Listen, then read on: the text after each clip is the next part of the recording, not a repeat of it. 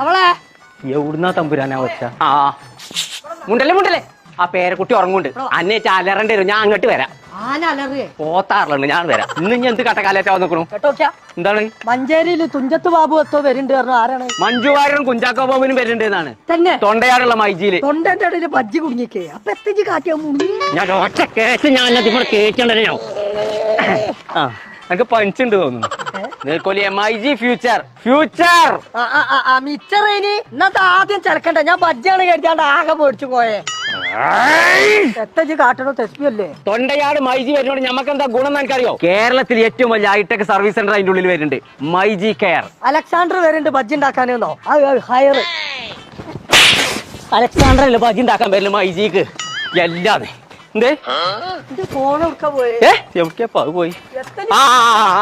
ഇതാക്കണു എന്നാ ഫോണ്. എന്തേ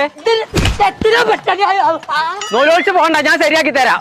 നീർക്കൊല്ലിയേ മൊബൈൽ വെച്ചിട്ട് പെരീക്കാട് പോകാൻ പറ്റില്ല. ഇത് പറഞ്ഞോടത്ത് മാങ്ങി തരല്ല, ഇതിന്റെ കേട് മാറ്റി തരാം. ആര് സത്യം? മൈജി കെയർ സത്യം. തന്നെ തീരെ വിശ്വാസം. എനിക്ക് വിശ്വാസം എന്റെ ഒപ്പം പോരെ, ഞാൻ കാണിച്ചു തരാലോ.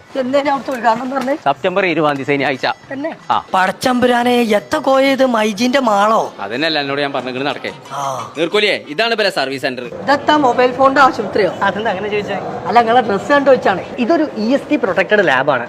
നമ്മുടെ ശരീരത്തിലേക്ക് ഒരു സ്റ്റാറ്റിക് വോൾട്ടേജ് ഉണ്ടാകുന്നുണ്ട്. നമ്മൾ മൊബൈൽ ഫോൺ റിപ്പയർ ചെയ്യുന്ന സമയത്തേക്ക് ഈ സ്റ്റാറ്റിക് വോൾട്ടേജ് മൊബൈൽ ഫോണിന്റെ മദർ ബോർഡ് തട്ടിക്കഴിഞ്ഞാൽ ചിലപ്പോൾ ഇത് ഡാമേജ് ആക്കാനുള്ള സാധ്യതയുണ്ട്. പക്ഷെ അതൊരു സഡൻ ഡെത്ത് ആയിരിക്കില്ല, ഒരു സ്ലോ ഡെത്ത് ആയിരിക്കും. ചിലപ്പോൾ 2-3 മാസം കഴിഞ്ഞതിന് ശേഷമായിരിക്കും ഇതിൻ്റെ ഒരു ആഫ്റ്റർ എഫക്റ്റ് ഉണ്ടാവുക. അപ്പോൾ അങ്ങനെ ഒരു കുഴപ്പമില്ലാത്ത രീതിയിൽ ഫുള്ള് പ്രിവെൻഷനോടുകൂടി ചെയ്യുന്നതിന് വേണ്ടിയിട്ടാണ് നമ്മൾ ഈ രീതിയിലുള്ള സന്നാഹങ്ങളും കാര്യങ്ങളൊക്കെ ചെയ്തിരിക്കുന്നത്. നല്ല സെറ്റപ്പിലെ പരിപാടി. അത് മാത്രല്ല ഇത് ശ്രദ്ധിച്ചോ, ഓരോ ടെക്നീഷ്യന്റെ അടുത്ത് സെപ്പറേറ്റ് ക്യാമറയാണ്.